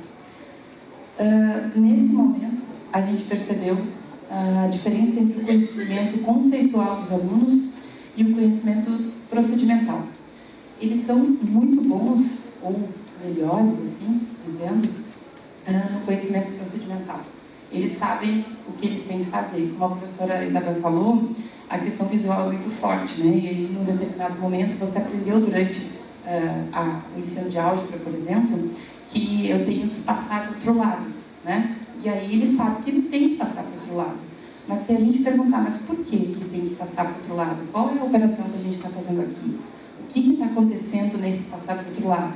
Aí a resposta não vem, porque não tem conhecimento conceitual, tem conhecimento procedimental. Então eles conseguem trabalhar bastante isso, mas não o conceitual, né? Então eles têm a imagem daquilo que eles precisam fazer, mas eles não sabem por que eles estão fazendo aquilo, né? Acho que isso é um pouco geral. A metodologia, quando foi trabalhada com eles, faz com que haja uma mudança muito grande dentro da sala de aula, né? O que a gente faz com os alunos, em geral, numa sala de aula tradicional, é muito diferente do que a gente faz quando está trabalhando com a metodologia de ensino-aprendizagem e avaliação de matemática, né? Através da resolução de problemas. Nós vamos quebrar aquela ideia de que os alunos precisam ficar todos sentados em fileira, que eles não trabalham, que quem trabalha é o professor, que o professor vai para o quadro e resolve o problema, né, o exercício, de acordo com conforme é trabalhado, né? E eles, em alguns momentos, sentem essa dificuldade, porque eles preferem até que o professor vá fazer, porque eles já estão treinados a pensar assim, né? Eles já estão treinados a receber as respostas, a pensar como ele com a cabeça do professor, que é mais fácil, né? Então, um dos momentos que a gente teve, assim, não seria um embate, porque isso não aconteceu, mas, de certa forma, uma dificuldade de conseguir, nos primeiros encontros, seguir era a ideia de que eles não queriam trabalhar somente com a metodologia, no sentido de que eles queriam só resolver problemas e professora, resolve aí, a gente quer estar curioso, quer saber a solução, resolve logo, né? E, na verdade, não era essa a ideia. Então, eu tinha que retomar a ideia com eles, no final eles perceberam essa diferença e eles gostaram muito do curso, todos eles. A gente teve, depois, uma análise mais, essa foi mais qualitativa, né?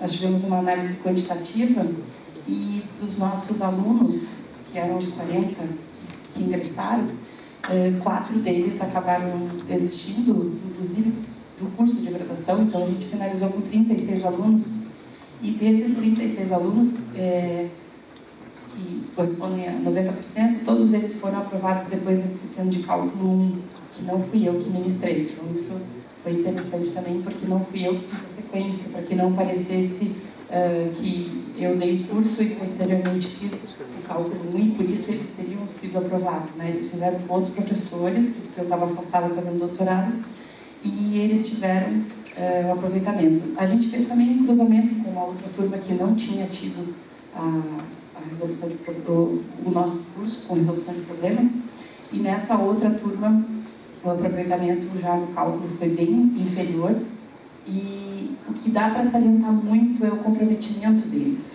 Quem fez o curso de resolução de problemas, os alunos se engajaram e não desistiram, por exemplo, de fazer a disciplina de cálculo 1. Enquanto a outra turma, a gente teve muitos alunos desistentes na disciplina de cálculo 1. A desistência é um grande problema, né, nos primeiros semestres dos cursos de tecnologia e ciências exatas. Em particular, a desistência porque eu não estou entendendo nada, ou eu não sei o que é para fazer, né? E a gente teve uma desistência no outro curso de 30%. Foi muito grande. Muitos alunos desistiram do curso. Estou contando o tempo aí. Então, foi muito boa a resposta deles em relação à utilização da metodologia, no sentido do engajamento deles, da vontade deles de trabalhar, da discussão que se proporcionou depois dos primeiros encontros, que foi meio assustador para eles mudar a forma de trabalho. Quando eles entraram na forma de trabalho, porque foram 20 encontros, a gente conseguiu fazer muitos dias de tarefas de trabalho, eles já estavam muito diferentes na forma de pensar e eles estavam mais preocupados com o conceitual do que com o procedimental, nesse período final do curso. E é por isso também que nós não conseguimos terminar toda a ementa, né? Porque eles se envolveram e eles queriam discutir mais, e como são problemas geradores, logo no final pode aparecer um novo problema que surgiu daquele problema. E aí a gente vai discutir esse problema, vai tentar verificar quais são os conteúdos que a gente poder trabalhar nessa transição. Então foi muito gostoso de fazer o curso no final, eles se sentiram bem envolvidos, trabalharam bastante, né? E acho que os índices, né? A gente não conta muito com o quantitativo, mas os índices apontam que realmente foi muito bom. Que contribuições no final a gente considera que sejam importantes, né? Eu devia ter posto umas fotos dos alunos trabalhando no quadro, que foi muito bonito. Eles fizeram a parte de toda a nossa metodologia, né, do roteiro, como a professora Norma falou hoje. E eles iam à lousa e depois ficavam comparando respostas, apesar de já serem um pouco mais velhos do que as crianças, né, do ensino fundamental ou do ensino médio, mas eles queriam olhar como os outros resolveram e pensar se eles poderiam resolver de outra forma. Muitos não concordavam, e aí tinha mais discussões ainda do tipo, não acho que aquilo seja válido, que não está certo, mas a apresentação das atividades na lousa foi um momento muito rico, muito bom. E um problema só que a gente percebe que a gente, professor, tem que ficar quietinho, né? Nós, professores, no sentido de instigar somente as perguntas e não de responder nada. Quando perguntado, responder com uma pergunta.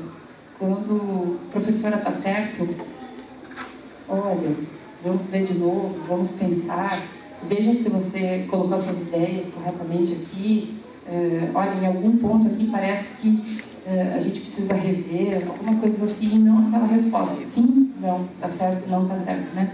Que era no início o que eles esperavam que a gente dissesse, sim, está certo, muito bom. E, na verdade, não era isso, né? Então a ideia não era essa. As contribuições que a gente percebeu foi, primeiramente, que o uso da metodologia se refletiu no interesse dos alunos. Isso foi muito bom. Exatamente porque, como nós tínhamos um curso lá, que é no extremo sul do Brasil, né, numa região fronteiriça, nós temos muitos problemas de evasão, né, e reprovação. E, claro que isso se estende quase a todos os cursos, né, que são da área de tecnologias, mas a gente tinha muito problema de evasão, retenção, né, que é a reprovação, e foi muito bom porque eles se interessaram muito com o uso da metodologia, né, saiu do lugar comum, a gente discutiu outras coisas, então foi bem positivo. E isso repercutiu na baixa evasão. A baixa evasão do curso que a gente estava ministrando, que era o curso de matemática básica, e da disciplina de cálculo. Os alunos que frequentaram o curso de matemática básica não evadiram, não foram alunos que desistiram do cálculo. E esses alunos acabaram influenciando outros alunos que não tinham feito o curso e que queriam fazer o curso. E isso é muito positivo também. Claro que nós fizemos um experimento de ensino, né? Nós fomos durante o período de doutorado. Então, não era possível, na sequência, logo oferecer um outro curso e assim por diante. Esse trabalho foi tão importante para o campus onde eu trabalhava, que posteriormente ele virou uma disciplina. Então, virou um que se chamava de matemática básica e foi, inclusive, colocado como disciplina para grade curricular do curso, por exemplo, de engenharia civil. Ele era ofertado para que os alunos tivessem a possibilidade de sanar essas eventuais dificuldades que eles poderiam trazer. Claro que não foi ofertado amarrado com a metodologia, né? Aí não havia professor, por exemplo, que sempre fosse ofertar e trabalhar com a metodologia. Como a professora Lourdes disse, é um pouco perigoso a gente não ter uma pessoa instruída para trabalhar. Ela pode confundir as coisas e dizer que está trabalhando com metodologia, por exemplo, e está fazendo tudo igual como antes, o aluno está acreditando que ele está fazendo uma coisa nova, né? Não poderia não acontecer isso. Então, ele virou uma disciplina da grade curricular, né? E aconteceu depois por problemas pessoais que eu acabei saindo de Alegrete, fui para Santa Maria, e os outros colegas não têm trabalhado com a metodologia de resolução de problemas. Mas a importância da gente ter apontado, né, a dificuldade dos alunos e ter percebido que aquele curso ajudava bastante os alunos que estavam entrando para o Calum, foram pontos assim, que viraram de grande importância, né, que conseguiu-se fazer alguma medida que ajudasse aos alunos. Depois também propiciar os alunos a participação mais ativa nas discussões e nas aulas, né? E nos grupos de trabalho. Esse foi uma contribuição bem importante. Nos primeiros encontros eles ficavam todos muito em silêncio. Ninguém queria falar nada, ninguém queria discutir nada. E na hora de ir para a louça, era sempre assim, vamos fazer sorteio. Ou então, eu já fui, hoje não vou. Eles tinham medo, né? E aí, posteriormente, eles perceberam que tiveram deu liga, como a gente diz, né?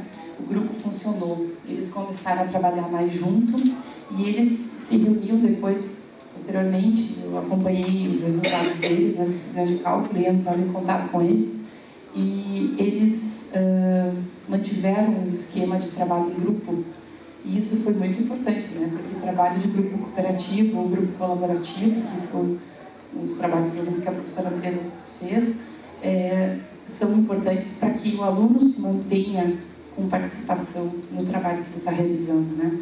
E isso foi uma das contribuições bem importantes com o final do curso.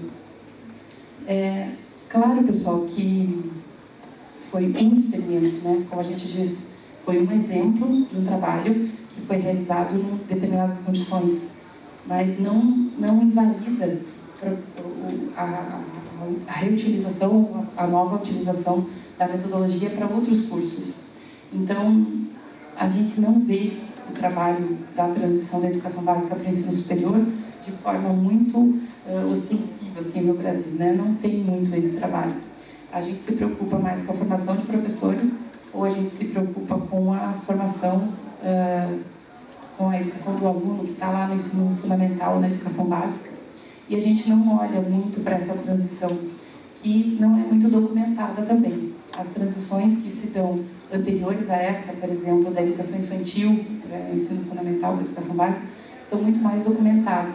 Não necessariamente em cursos em programas de matemática, né? Porque a educação infantil envolve mais os professores da área de educação. Eles têm muito mais trabalhos falando sobre isso. E nós não temos muitos trabalhos na área de matemática que falem sobre as transições, né? Seja a transição do ensino fundamental para o ensino médio ou a transição da educação básica para o ensino superior.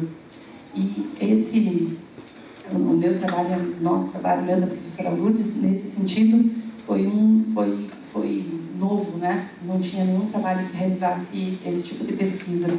Posterior a isso, eu ainda não tenho conhecimento de outro trabalho que fale sobre resolução de problemas na transição da educação básica para o ensino superior. Mas não somente essa é a importância do trabalho, mas sim a importância da pesquisa, que faz com que a gente consiga ver as diferentes vertentes da pesquisa com a resolução de problemas, né?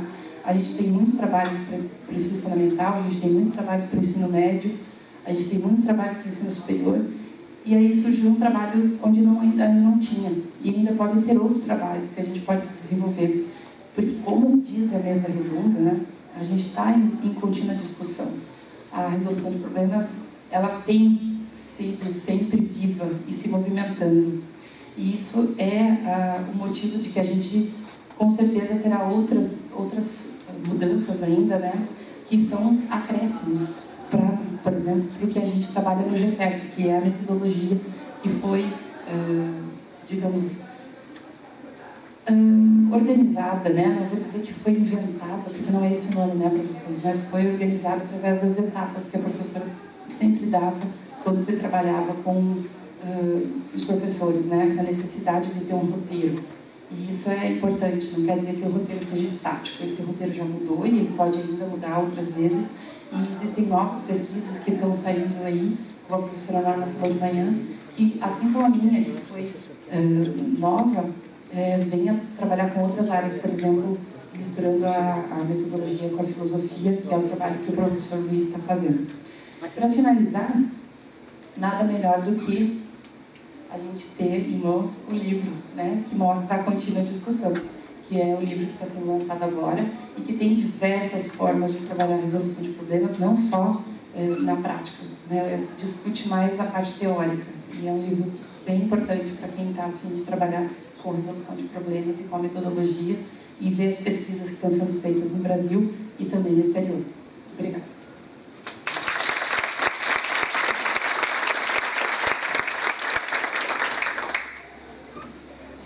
Obrigada, Fabiane. É muito interessante a gente olhar para as falas das professoras e para a temática da nossa mesa, né? Que é a resolução de problemas, um tema em contínua discussão. Se a gente olhar para a quantidade de CERPs que a gente desenvolveu até agora, nós estamos no quarto, né? O primeiro aconteceu em 2008 e nós ainda estamos discutindo. E também, além, né, dessa contínua discussão, a variedade de temas apresentados nesta mesa, né? Então, a professora Lúcia Tinoco falou da resolução de problemas e das equações de primeiro grau. A professora Maria Isabel falou dos aspectos visuais, né, da resolução de problemas. E a professora Fabiane falou da questão da transição, né, e um pouco do trabalho desenvolvido por ela. Então, esse é o momento que a gente vai abrir para as perguntas, né?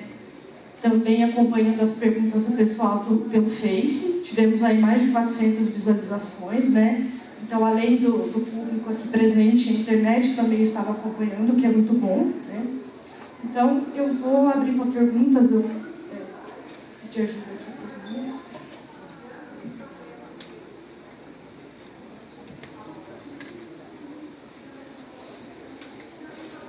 Professora, vocês querem tomar os lugares para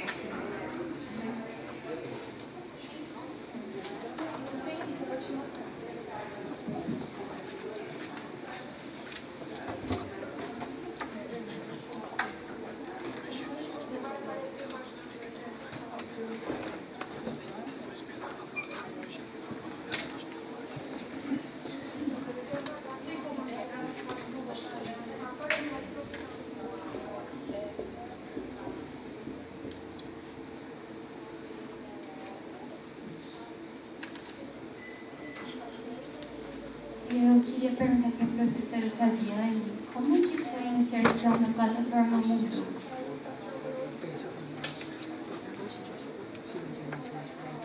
Qual é o nome? Andressa. Nós tivemos, a plataforma Moodle é utilizada pela universidade, né, como plataforma de a relação do professor-aluno, né, como se usa em geral. E a gente fez, então, tentou transferir esse curso, que foi pela metodologia, para a plataforma. Então, a gente sugeria que eles utilizassem a metodologia, a gente tinha um tutor que fazia essa ajuda na época, né? Só que, claro, que não tinha como utilizar essa metodologia de ensino-aprendizagem e avaliação de matemática através da resolução de problemas, até porque eu nem tinha feito ainda uso dela. A gente fazia, sim, os conteúdos, trabalhava com problemas, mas não dentro dessa metodologia, então a gente lançava fóruns, questionários, e eles tinham que fazer discussões, e isso repassava para o nosso tutor, e esse tutor discutia com a gente, professores, que éramos 5 professores, e aí dava feedback nós também, professores, para esses alunos. Mas eu creio que foi, na época, um pouco...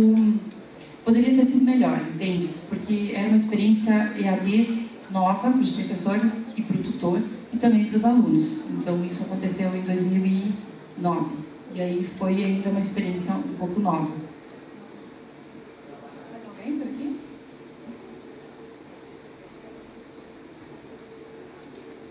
Para a professora Fabiana,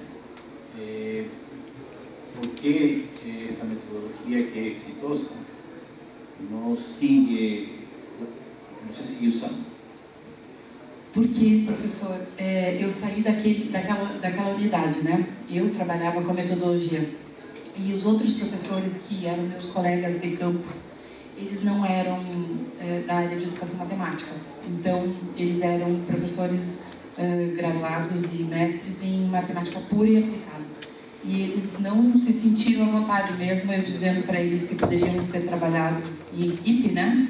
Eles não se sentiram à vontade de fazer a metodologia porque achavam que não tinham condições de seguir com essa ideia.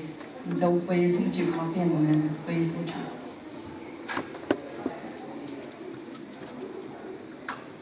Olha só uma pergunta, professora Isabel, que aqui no Brasil a gente usa muito o termo situações problema. E vocês em Portugal, nos textos, usam muito situações problemáticas. Né? Então eu só queria que você falasse um pouco, até para ver qual é a compreensão que vocês trazem de situações problemáticas. Penso que é mais ou menos a mesma coisa. Quando falamos em problema, estamos a pensar numa tarefa que já está muito bem estruturada, com as características que são mais ou menos consensuais do que é um problema, um problema. A situação problemática é uma situação que pode gerar um problema ou um conjunto de problemas. Portanto, muitas vezes é uma situação que ainda não tem os contornos muito bem definidos e a partir da qual se pode tornar num problema ou em vários problemas para serem resolvidos. Não sei se...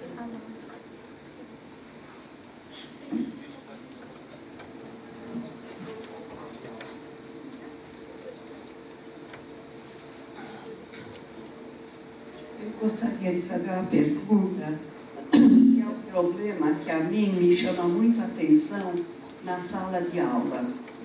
É para a professora Lúcia Tinoco. Lúcia, eu vejo os seus problemas, que todos eles muito bons de serem colocados, eu gosto daquilo, eu não vi uma vez uma referência a unidades de medida.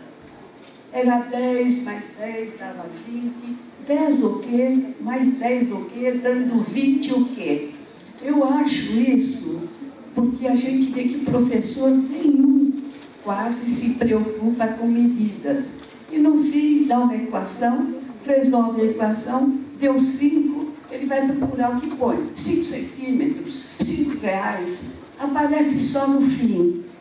Como você vê isso como um problema? Eu concordo plenamente, acho que foi uma falha. E o nosso trabalho geralmente insiste nisso. Realmente eu não sinto muito, não reparei que isso foi uma falha aí na apresentação. Concordo inteiramente, porque inclusive quando a gente fala para o aluno para resolver um problema, outros exemplos a gente podia dar, que ele faz a conta e não dá exato, mas isso dá 2,5, mas são pessoas. Então, como que pode dar 2,5? Quer dizer, ele tem que fazer a referência de que se trata, se é um comprimento, se está sendo medido em que unidade, se é a área, está medida em que unidade. Então, realmente, eu acho que é fundamental. A unidade, qualquer questão que envolve medida, contagem, a unidade é fundamental. Sinto muito a falha. Não. Ele tem que saber de que se trata. Exatamente por isso, a situação, o contexto do problema é importante. Não é uma continha para fazer arme efetue 10 mais 3. É uma situação problema, né? Então, isso é uma das diferenças. Se você está tratando de um problema dentro de um contexto que envolve uma contagem ou com a medida, você tem que atentar para isso, né?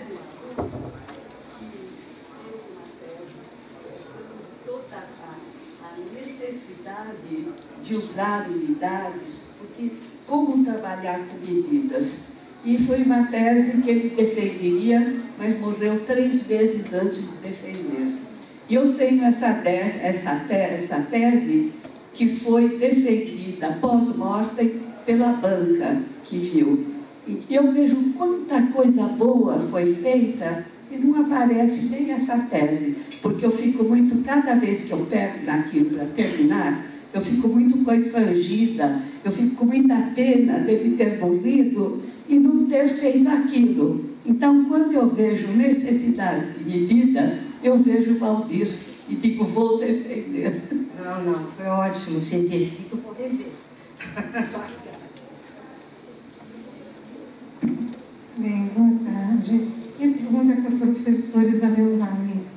Eu me lembro na sua apresentação, você vinha falando sobre as etapas de resolução de problemas propostos por Collier, que a gente tem como referencial George Collier.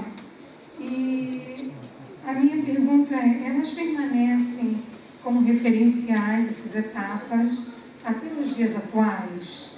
Alguma coisa muda? O que fica? Afinal de contas, ele foi um grande referencial, né?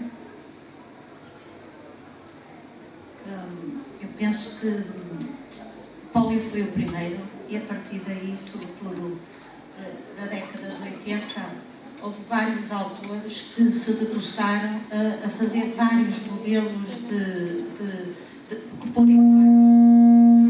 por etapas de resolução de problemas. No entanto, o ensino mudou um pouco, na minha perspectiva. A resolução de problemas apareceu numa altura em que se defendia a aula tradicional, em que o professor explicava, o aluno treinava e tornava a fazer mais exercícios, não problemas, e, portanto, era um ensino muito prescritivo, ou seja, quer nas estratégias de ensino para resolver problemas, ensinava-se para resolver um problema, utiliza-se a estratégia do fim para o princípio.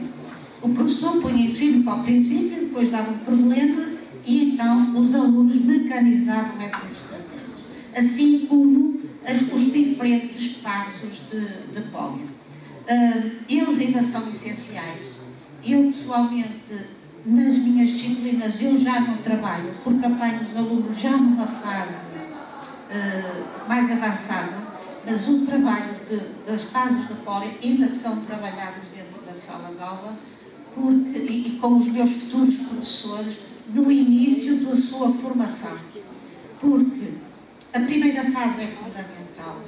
A compreensão eu não posso fazer nada se não compreender, não é? E muitas vezes o professor dá tarefas aos alunos para fazer, sejam problemas, sejam outro tipo de situação que seja, e não há preocupação de saber se o aluno percebe o que é que se faça. E muitas vezes há dificuldades que a gente diz que o aluno tem dificuldades em resolver o problema, ou seja, é de procurar um caminho para chegar à solução. E o problema é na primeira parte. Ele não percebeu o que é que se pedia. E muitas vezes ele vê números, vê palavras-chave e tenta fazer ali alguma manipulação a tentar chegar à resolução. Portanto, a compreensão é muito importante. O planear e descobrir a estratégia, eu não as considero que se façam o executar o plano separadas. Acho que elas não existem separadas quando a gente está a resolver um problema. Elas existem simultâneas. Nós fazemos avanços e recuos, mas elas são essenciais. Agora, eu pessoalmente já não tenho essa preocupação de seguir esses passos, mas a compreensão é o passo essencial, a parte do desenvolvimento e depois a parte da discussão.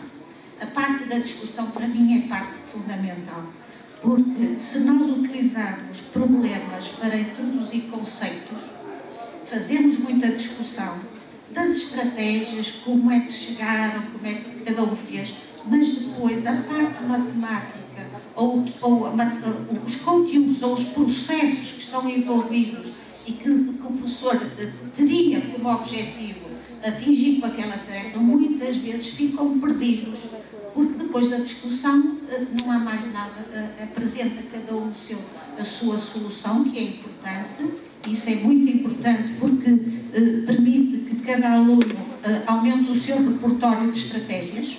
Eu sou uma defensora acérrima das estratégias. Há quem me critique, mas eu já estou velha, já aguento bem. As estratégias, houve uma altura que se dizia que era tornar os problemas exercícios, e eu não concordo. Eu trabalho com alunos que têm dificuldades na matemática e quando estão numa situação desconhecida e querem abordá-la e não sabem como, as estratégias ajudam muito. Não é por eles saberem que o problema se faz descobrindo um padrão, fazendo um desenho ou fazendo uma lista organizada ou trabalhar de fio para o princípio, etc., que vai tirar mais desafio ao problema. Não. Vai dar mais segurança àqueles alunos que têm dificuldades, porque os meus alunos não são problemas. A gente até pode ensinar coisas erradas que eles não aprendem, eles fazem tudo bem. O nosso problema são os alunos práticos, que a gente tem que se, eu costumo dizer, fazer o pino, não sei se usam esta expressão, é virar pernas para o ar, para ver se os consigo motivar, não é? E a gente não sabe muitas vezes como é que há de fazer. E acho que as estratégias ajudam muito o aluno a saber e pensar por analogia, que é outra estratégia que a gente muitas vezes não utiliza. Pensar por analogia é uma estratégia muito poderosa e depois esta que eu defendo, que é a questão do programa. Mas voltando à sua pergunta, eu acho que são importantes, numa primeira fase, os alunos saberem a literacia da resolução de problemas. E depois, cada professor irá procurar o melhor caminho para, perante aquela turma de alunos e as situações, que elas não são todas iguais, poder trabalhar. Não sei se respondi a esta pergunta.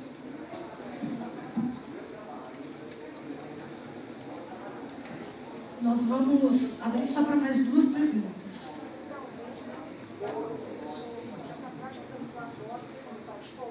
Mas nós começamos um pouquinho atrasados, vamos abrir para 2.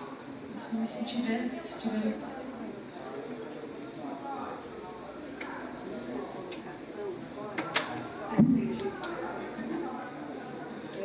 Também para Isabel. Isabel, você fez uma diferença entre problema e exercício. Essa é uma das minhas brigas com a Norma. A Norma defende que problema são poucas. Problema e exercício, para mim, o exercício que eu não sei fazer é um problema. E quando a gente é um problema, então não precisaria distingui-lo. Eu distinguiria como sendo um problema de fixação de alguma coisa.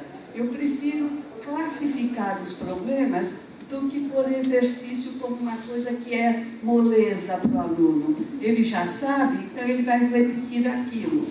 Mas muitas vezes ele não aprendeu e nem na segunda vez, e continua problema. Então, quando a gente quer fazer a distinção entre problema e exercício, como você faz? Eu costumo colocar aos meus alunos, por exemplo, quando calcula 3 vezes 8, aos alunos futuros professores, e quero que eles classifiquem aquele tipo de tarefa, se é um exercício, se é um problema, se é uma investigação, se é isso que é. E eles normalmente dizem que é um exercício, 6 vezes 8.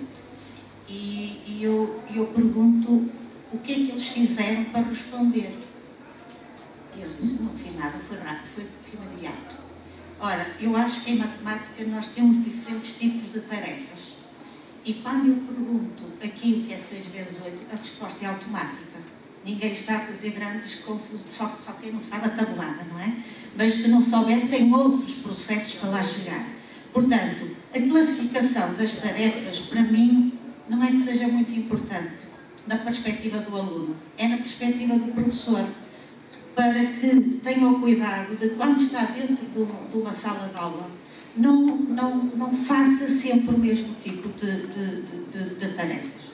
O exercício, para mim, tem a vantagem depois da tal, como, por exemplo, estava-se a falar há pouco das equações. Eu tenho que saber quais são as propriedades que me permitem resolver uma equação. Portanto, o tal conhecimento conceptual subjacente àquelas diferentes passagens. Mas eu preciso de ter fluência na resolução das equações. E vou automatizar muito dos procedimentos, porque eu não posso estar a pensar em tudo quando eu estou a trabalhar. E nesse sentido, eu faço exercícios, que é para adquirir aquelas competências necessárias, procedimentais, para me poder avançar, então, para um nível superior, que é os procedimentos. É um treino. Para mim, exige treino. Eu tenho que saber como é que se faz, o porquê, porque é que se faz, mas eu depois tenho que treinar. Durante alguns tempos, durante os movimentos que a gente teve ao longo da educação matemática, a memória, a repetição, etc., eram quase termos que não se podiam dizer. O aluno não pode decorar, o aluno não pode treinar, e não é verdade. Eu tenho que